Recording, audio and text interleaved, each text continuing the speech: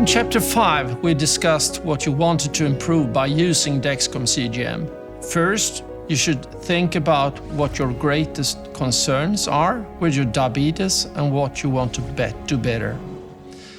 Second, you should prioritize the essential action to start with to reach your goal.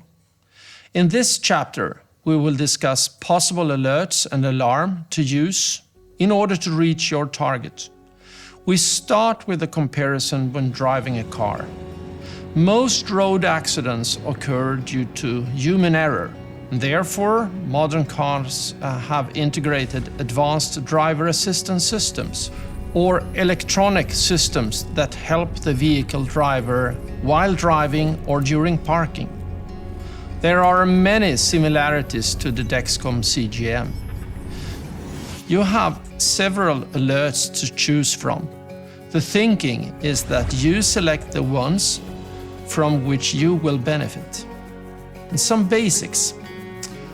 All alerts are repeated every 5 minutes until you have confirmed, pressed OK. When using a receiver, all alerts and alarm start with a discrete vibration and 5 minutes after that a sound. There are even smart differences between the alerts and the alarm. High alert, 2 beeps. Low alert, 3 beeps. Urgent low, meaning 3.1, 4 beeps. Urgent low soon alert, 6 beeps. If we then look at the lower range, we have the following to choose from. Urgent low alarm, activated at 3.1.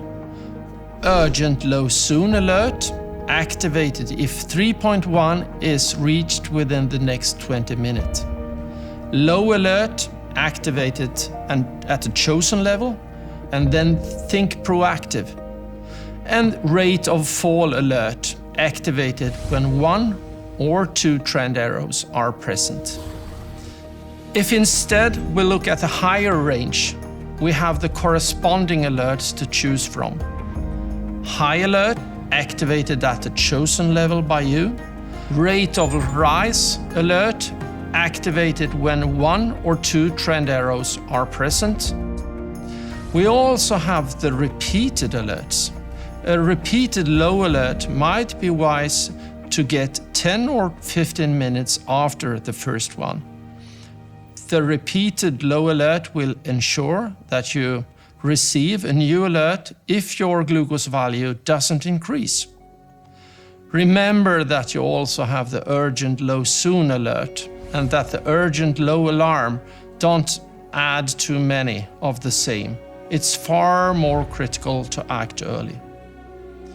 A repeated high alert might be wise to use 90 to 120 minutes from the first alert as guidance for another correction, dose, or possibly raised basal dose on an insulin pump if needed. Try to avoid too frequent dosing, as this will lead to insulin stacking and further risk of future hypoglycemia. Beside all these alerts and the 3.1 alarm, I would like to highlight a specific option with the Dexcom CGM. The night time or specific time interval schedule. And you can actually choose to have a specific alert profile for the time when you are asleep. And the alert is also something you can change for a particular time, like exercise or anything else of importance. I would like to give you some examples. Problems with hypoglycemias and rather fast occurring ones. Then use rate of fall alerts along with the urgent low alert.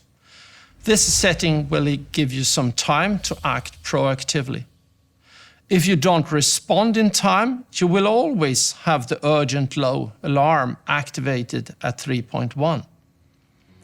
On the other hand, if you have problems with hyperglycemia because of missed doses, which is a rather common situation, use rate of rise alert and activate action when double trend arrows are present. Problems with fear of hypoglycemia. Then use a high level of the low alert, for example 5.5, along with a single arrow down. In time, when you feel safer and your glucose control might be improved, lower the low alert step by step. This kind of setting will provide you with a larger marginal to hypoglycemia, and at the same time still an alert that is activated if your glucose values tend to decrease anyway. Again, you have time to take some suitable actions. Problems with hypoglycemia during or after physical exercise. Use a high level of the low alert along with a rate of fall alert, but now with activation already when a single trend arrow is present. Now it's time for you to take some decisions. Based on what your greatest concerns are with your diabetes and what you want to do better, and what action to start with to reach your goal. Choose your alerts.